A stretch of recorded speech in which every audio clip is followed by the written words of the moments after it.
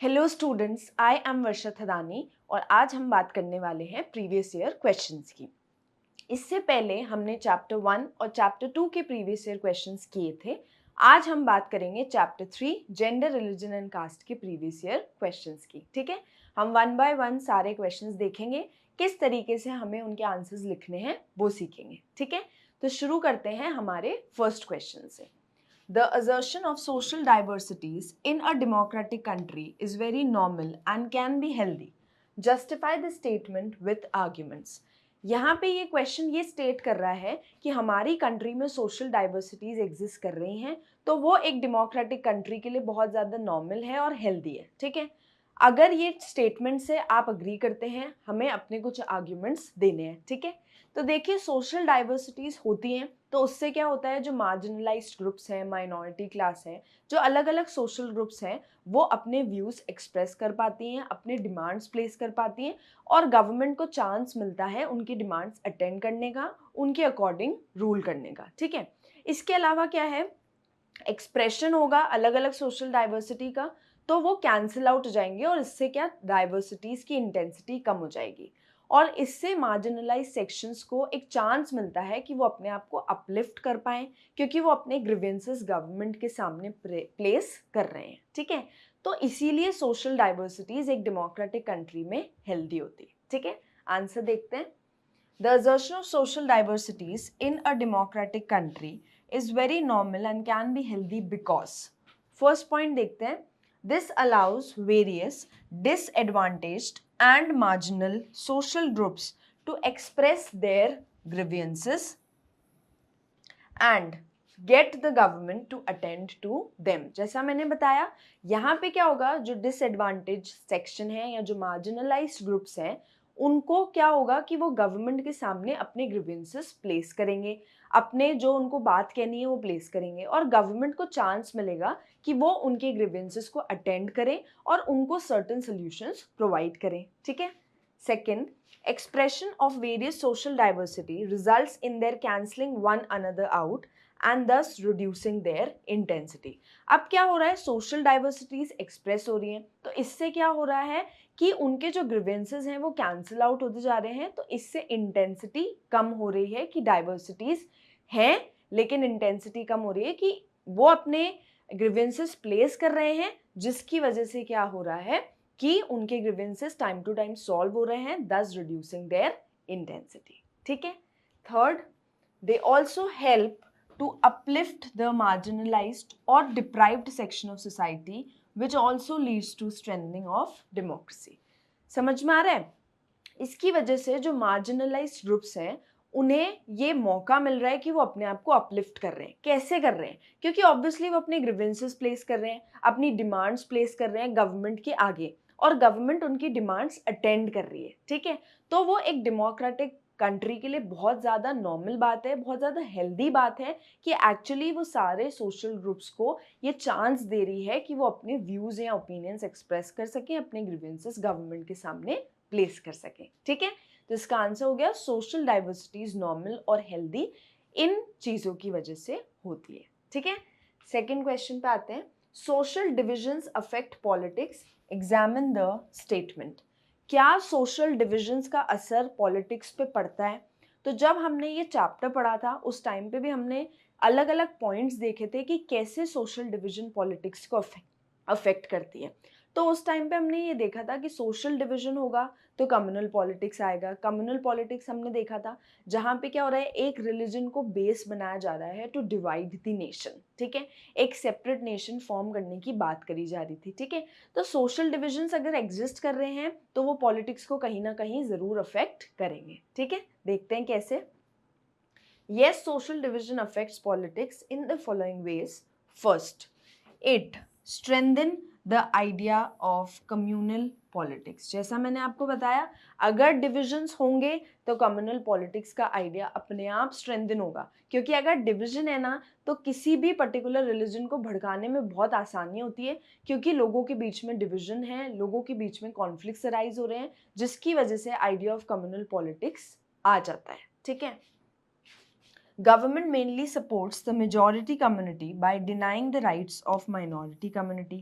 कई बार ऐसा होता है कि गवर्नमेंट किसको सपोर्ट कर रही है, मेजॉरिटी कम्युनिटी को, जिसकी वजह से जो माइनॉरिटी कम्युनिटी है उनके राइट्स डिनाई हो रहे हैं. तो ऑब्वियसली डिवीजन हो रहा है, डिवीजन हो रहा है तो वो पॉलिटिक्स को अफेक्ट कर रहा है, क्योंकि यहाँ पे गवर्नमेंट में पॉलिटिकल पार्टीज ही मेजॉरिटी ग्रुप को सपोर्ट कर रही है ना. क्यों कर रही हैं? क्योंकि उन्हें पता है कि उन्हें ज़्यादा से ज़्यादा सपोर्ट वहाँ से आएगा, जिसकी वजह से क्या हो रहा है, सोशल डिविजन्स हो रहे हैं, जिसकी वजह से पॉलिटिक्स कहीं ना कहीं अफेक्ट हो रहा है. ठीक है. Third, politics of social division is very normal and can be healthy. It allows people to express their grievances. जैसा हमने वहाँ देखा, थर्ड पॉइंट भी ये स्टेट कर रहा है कि अगर सोशल डिविजन्स एग्जिस्ट कर रहे हैं पॉलिटिक्स में तो वो भी नॉर्मल बात है, वो भी हेल्दी है. क्यों? क्योंकि वहाँ पे क्या हो रहा है, उन डिविजन्स की वजह से लोग अपनी बात कह पा रहे हैं, लोग अपने ग्रीवेंसेस गवर्नमेंट के सामने रख पा रहे हैं. ठीक है. Its outcome depends on how people perceive their identity or how political leaders raise their demands, and it depends on how the government react to demands of different groups.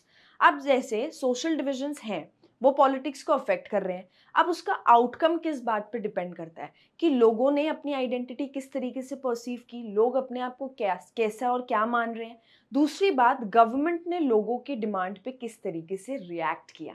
अगर ऐसा रिएक्शन है जिसमें सबको इक्वल अपॉर्चुनिटीज मिल रही हैं, सबके views और opinion सुने जा रहे हैं, सबको सपोर्ट किया जा रहा है, तो क्या होगा, डिविजन्स नहीं होंगे, या अगर हैं भी तो वो पॉलिटिक्स को अफेक्ट नहीं करेंगे. लेकिन अगर वही बात आ जाएगी ना कि अगर मेजॉरिटीज को ज्यादा सपोर्ट किया जा रहा है, माइनॉरिटी राइट्स को डिनाई किया जा रहा है, तो उसकी वजह से पॉलिटिकल पार्टीज पे अफेक्ट पड़ेगा, गवर्नमेंट पे अफेक्ट पड़ेगा. ठीक है. तो किस तरीके से गवर्नमेंट लोगों की डिमांड को परसीव कर रही है और उस पर रिएक्ट कर रहे हैं, उस बात पे डिपेंड करता है कि सोशल डिवीजन अफेक्ट पॉलिटिक्स और नॉट. ठीक है. नेक्स्ट क्वेश्चन पे आते हैं. Women still lag much behind men in India despite some improvements since independence. Analyse the statement. ये कह रहा है कि सिंस इंडिपेंडेंस विमेन अभी भी मेन से काफ़ी सारे स्फीयर्स में बहुत ज़्यादा पीछे हैं. तो हमें ये स्टेटमेंट को एनालाइज करना है, अगर है पीछे तो किस तरीके से. ठीक है. तो हमें पता है ना कि अगर हम लिटरेसी रेट की बात करें तो विमेन का परसेंटेज कम है, ओनली 53 और 54% है. ठीक है. अगर हम ये बात करें कि क्या आज भी हर जगह ऐसा है कि विमेन बाहर जाके काम कर रही हैं, तो ऐसा नहीं है. ठीक है. कई जगहों पे ऐसा है कि विमेन को हाउस होल्ड वर्क ही करने को दिया जा रहा है, उन्हें बाहर जाके अपना अर्निंग करने के लिए नहीं दी जा रही है. ठीक है. ये डिस्क्रिमिनेशन हो रहा है उनके साथ. ठीक है. इसके अलावा क्या हो रहा है कि कई बार ऐसा होता है कि सिर्फ बॉयज़ को ही प्रेफर किया जाता है कि वो स्कूल्स जाएं, वो अपनी हायर एजुकेशन परस्यू करें, लेकिन गर्ल्स को प्रेफर नहीं किया जा रहा है. ठीक है. जबकि ऐसा नहीं है कि गर्ल्स कोई अच्छा रिजल्ट नहीं दे रही हैं या वो अच्छा काम नहीं कर रही हैं, उन्हें भी अपॉर्चुनिटीज़ मिलेगी इफ़ सपोज उन्हें भी एजुकेशन प्रॉपर मिले. तो इस तरीके से वुमेन जो हैं अभी भी मेन से काफ़ी सारे स्फीयर्स में पीछे हैं. सिंस इंडिपेंडेंस हमने बहुत सारी चीज़ें में चेंजेस देखे हैं, लेकिन यहाँ पे थोड़े कम चेंजेस आ रहे हैं क्योंकि women still lag much behind than men. ठीक है. आंसर देखते हैं. In our country, women still lag much behind men despite some improvements since independence. Women face disadvantage, discrimination and oppression in various ways. आज भी women disadvantage, discrimination and oppression झेलती हैं अलग अलग तरीकों से और अलग अलग spheres में. ठीक है. First देखते हैं. The literacy rate among women is only 54% as compared with 76% among men. अब यहाँ पे आप देख रहे हैं कितना गैप है. Women की literacy rate हो गई only 54%. और अगर हम मेन की लिटरेसी रेट देख रहे हैं तो 76%. तो ये डिस्क्रिमिनेशन ही हुआ ना. ये क्यों हो रहा है? क्योंकि काफ़ी सारी फैमिली सिर्फ प्रेफर कर रही हैं कि वो अपने सन को पढ़ाएं, वो अपनी डॉटर्स को ना पढ़ाएं. क्यों? क्योंकि उन्हें लगता है कि सन में अगर हम इन्वेस्टमेंट करेंगे तो वो हमारी फैमिली के लिए अर्न करेगा और हमारी फैमिली को आगे जाके फ़ायदा होगा. ठीक है. बट अगर हम अपनी डॉटर्स में इन्वेस्ट कर रहे हैं तो हमें इन रिटर्न कोई फ़ायदा नहीं मिलेगा, इसीलिए डॉटर्स को स्कूल कम भेजा जा रहा है, उन्हें एडुकेट कम किया जा रहा है. ठीक है. Second, similarly a smaller proportion of girls students go for higher studies.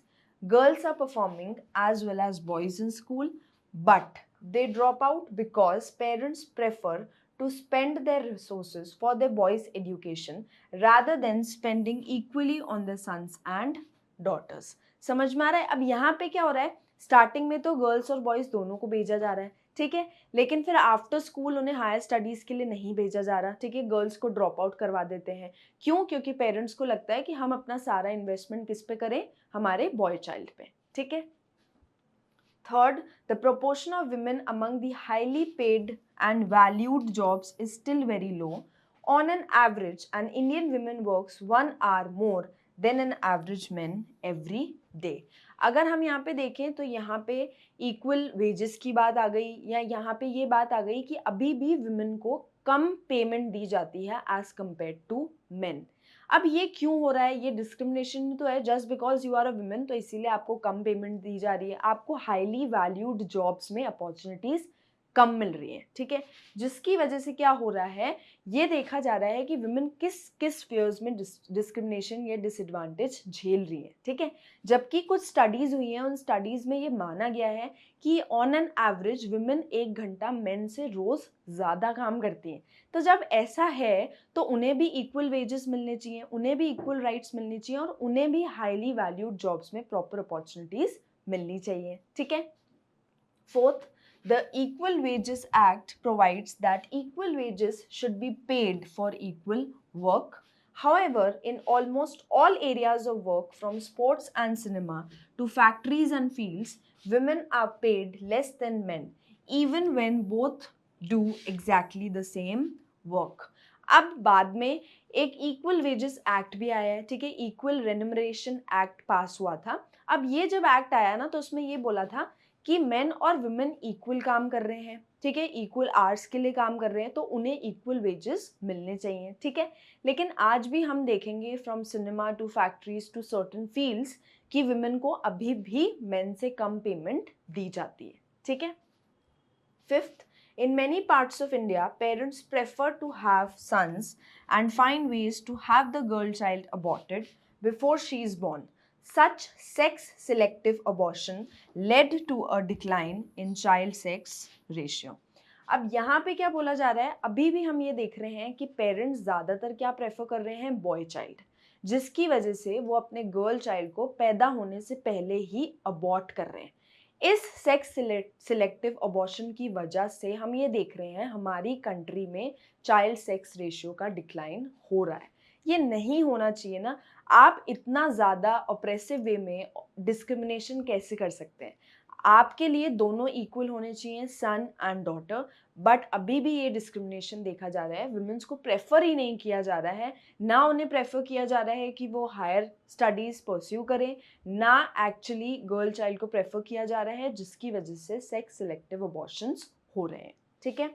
Next, women face harassment, exploitation and violence on the domestic front. इसके अलावा women अपने हाउसहोल्ड्स में बहुत ज़्यादा वायलेंस, बहुत ज़्यादा डोमेस्टिक वायलेंस झेल रही हैं, ठीक है। उनके फैमिली मेम्बर्स ही उनको मार रहे हैं, उनके हस्बैंड्स हो गए या उनके इन लॉज हो गए। इस तरीके का ट्रीटमेंट वुमेन के साथ आज भी कई एरियाज में हो रहा है, जो नहीं होना चाहिए। तो इससे हम ये कह सकते हैं कि अभी भी वुमेन जो हैं वो मेन से बहुत ज़्यादा पीछे हैं in most of the spheres of their life, ठीक है।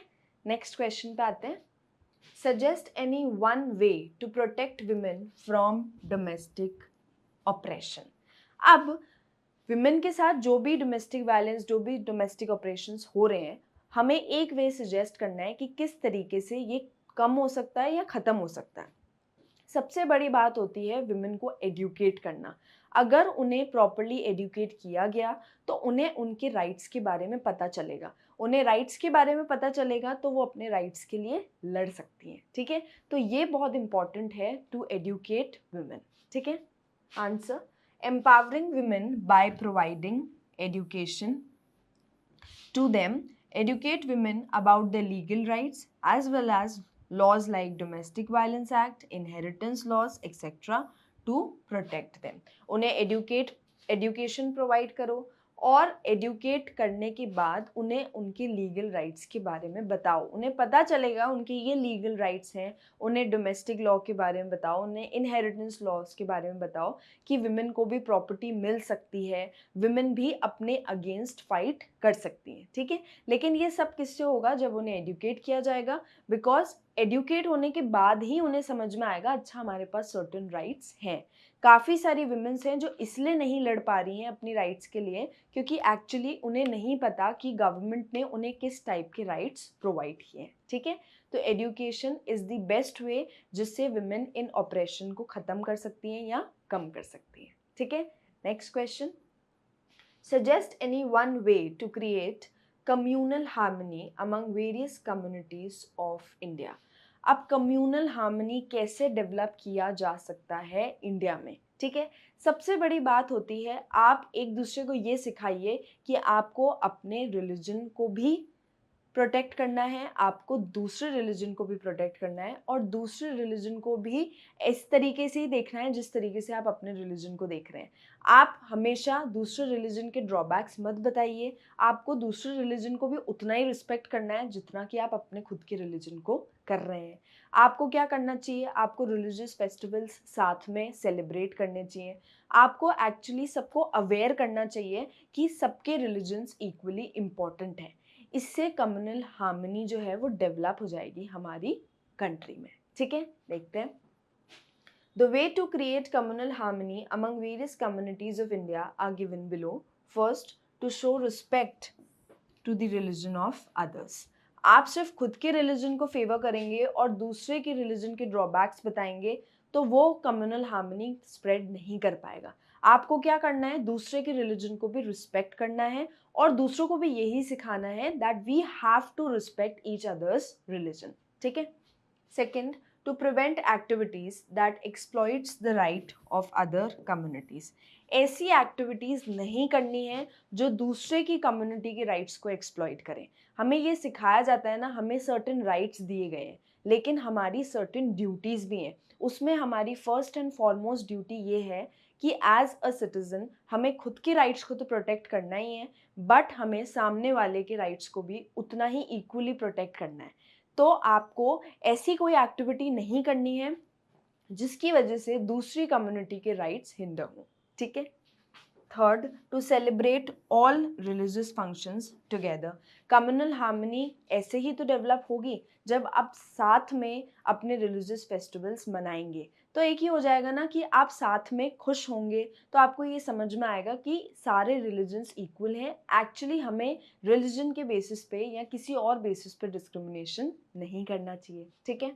Fourth, to make others aware about the need for paying respect to religion and social practices of people belonging to different faiths। जैसा मैंने बताया कि हमें दूसरे के रिलीजन को रिस्पेक्ट करना चाहिए और हमें बाकी हमारे जो घर वाले हैं या हमारे जो फ्रेंड्स हैं उन्हें भी हमें ये बताना चाहिए कि किस तरीके से हम दूसरे के रिलीजन को रिस्पेक्ट करें, किस तरीके से हम दूसरे के रिलीजन्स को प्रोटेक्ट करें, ठीक है।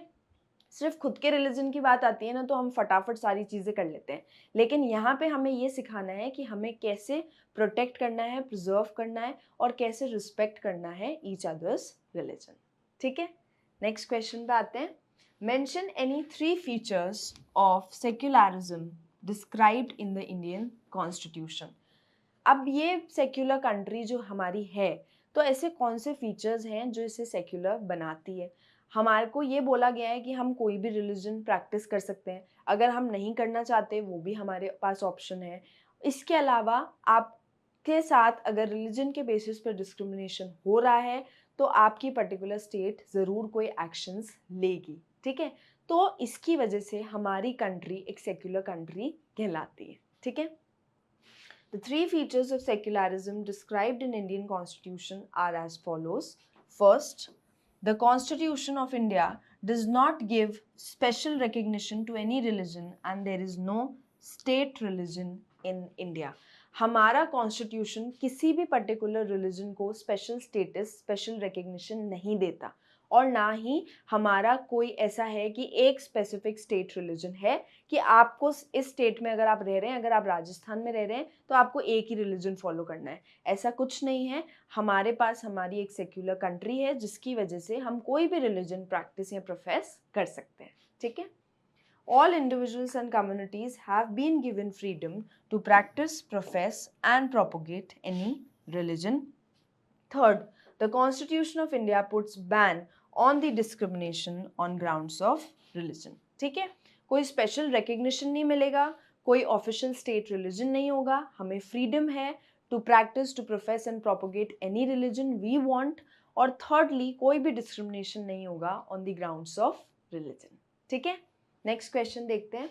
Mention the problem of casteism in Indian politics.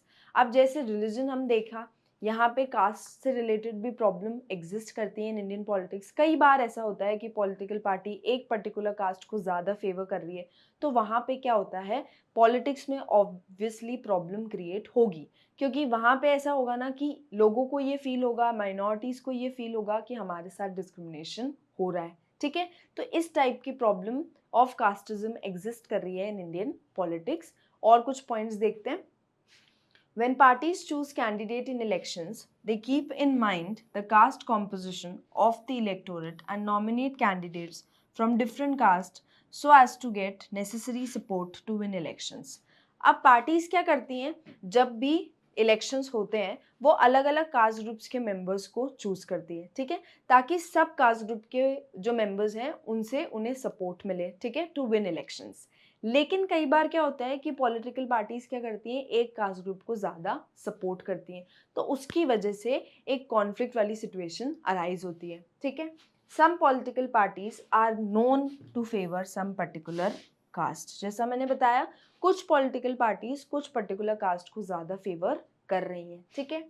Universal adult franchise and the principle of one person one vote have compelled the political leaders to bring caste sentiments into politics to muster support। हमारे पास universal adult franchise है, right to vote है, one person one vote one value है, ठीक है। तो इससे क्या होता है, पॉलिटिकल पार्टीज क्या करती हैं, कास्ट सेंटिमेंट्स यूज करती हैं ताकि उन्हें पॉलिटिकल सपोर्ट मिल सके। तो जब ये कास्ट सेंटिमेंट्स यूज हो रहे हैं ना, उस टाइम पे क्या हो रहा है, अलग अलग कास्ट ग्रुप्स को फेवर किया जाता है, और जब ये फेवर वाली सिचुएशन एग्जिस्ट कर रही है तो उस टाइम पे कॉन्फ्लिक्ट्स भी अराइज हो रहे हैं। हालांकि पॉलिटिकल पार्टीज ये भी ट्राई करते हैं कि सब कास्ट ग्रुप के मेंबर्स हों वाइल कंटेस्टिंग इलेक्शंस, ताकि सब कास्ट ग्रुप से उन्हें इक्वल और नेसेसरी सपोर्ट मिले। लेकिन कई बार पॉलिटिकल पार्टीज कुछ कास्ट ग्रुप्स को फेवर कर देती हैं, जिसकी वजह से कॉन्फ्लिक्ट्स अराइज होते हैं, ठीक है। तो ये एक प्रॉब्लम है कास्टिज्म की हमारे इंडियन पॉलिटिक्स में, ठीक है। नेक्स्ट क्वेश्चन देखते हैं। Two statements are given below as assertion and reason, read the statement and choose the correct option. हमारे पास दो स्टेटमेंट हैं, दोनों पढ़ने हैं, करेक्ट ऑप्शन बताना है। फर्स्ट है, women in different parts of the world organized themselves and agitated for equal rights। Women ने अलग अलग पार्ट्स ऑफ द वर्ल्ड में अपने आप को ऑर्गेनाइज किया और उन्होंने इक्वल राइट्स की बात करी, अपनी डिमांड्स प्लेस करी। ये फर्स्ट स्टेटमेंट है। Reason, women's movement aimed at equality in personal and family life as well. अब ये विमेन ने क्यों किया, ताकि उन्हें इक्वालिटी मिले पर्सनल एंड फैमिली लाइफ में। तो क्या ये दोनों स्टेटमेंट सही हैं, तो हम ये कहेंगे बिल्कुल सही है। Both A and R true and R is the correct explanation of A. समझ में आ रहा है कि विमेन ने ये क्यों किया, ताकि उन्हें पर्सनल और फैमिली लाइफ में उतनी इंपॉर्टेंस मिले, रिस्पेक्ट मिले, ठीक है, और उनके साथ कोई भी टाइप ऑफ डिस्क्रिमिनेशन नहीं हो, ठीक है। तो इसका आंसर हो गया both A and R true, और आर करेक्ट एक्सप्लेनेशन है ऑफ ए, ठीक है। Next question, which one of the following matters do not deal with the family laws। family laws आते हैं, ठीक है। family laws किस पर्टिकुलर चीज से डील नहीं करता। family laws मैरिज से डील करता है, अडॉप्शन से डील करता है, इनहेरिटेंस से डील करता है, बट फाइनेंस से डील नहीं करता, क्योंकि फाइनेंस वाला जो मैटर है वो फाइनेंशियल इश्यूज में जाएगा, वो फैमिली लॉज में नहीं आएगा, ठीक है। तो family laws deals with marriage, adoption and inheritance, ठीक है। Next question, Which of the following term refers to the belief in and advocacy for the social, political and economic equality of women? इनमें से कौन सा term बताता है social, political और economic equality होनी चाहिए विमेन के लिए? ठीक है, तो जब हमने जेंडर, रिलीजन एंड कास्ट पढ़ा था उसमें हमने एक टर्म पढ़ा था फेमिनिज्म, फेमिनिस्ट। ठीक है, उस टर्म में ये बोला जा रहा है, वो ये कह रहे हैं इक्वल राइट्स मिलने चाहिए। किस किस को मिलने चाहिए? मेन को भी, वुमेन को भी, in all the spheres, in the social, in the economic and in the political sphere. ठीक है, तो इसका आंसर हो गया फेमिनिस्ट। ठीक है, answer D. Next question, read the given statements. India has no official religion. All the communities have freedom to profess and practice any religion in India. Which one of the following constitutional term is used for the above statement? कौन सा constitutional term हम use करेंगे इन statement के लिए जहां पे India में कोई ऑफिशियल रिलीजन नहीं है? ठीक है, सेकंड, सारी कम्युनिटीज को पूरी तरीके से फ्रीडम है कि वो कोई भी रिलीजन प्रैक्टिस कर सकता है। ठीक है, तो हम अभी पढ़ के आए थे, इसका आंसर हो गया सेक्युलर। ठीक है, क्योंकि हम जब पढ़ के आए तो हमें पता है हमारी कंट्री एक सेक्युलर कंट्री क्यों है, क्योंकि वहाँ पे कोई भी रिलीजन को स्पेशल रिकग्निशन स्टेटस नहीं मिल रहा, कोई ऑफिशियल रिलीजन नहीं है, and we have the freedom to practice और प्रोफेस एनी रिलीजन, और कोई भी डिस्क्रिमिनेशन नहीं होगा on the grounds of religion. ठीक है, तो यहाँ पे हमारे प्रीवियस ईयर क्वेश्चंस कंप्लीट हुए हैं। आने वाली क्लासेस में हम चैप्टर 4 और चैप्टर 5 के प्रीवियस ईयर क्वेश्चंस की बात करेंगे। तब तक आप इन क्वेश्चंस को प्रैक्टिस कीजिए और इन क्वेश्चंस के आंसर्स सॉल्व कीजिए। Okay, thank you.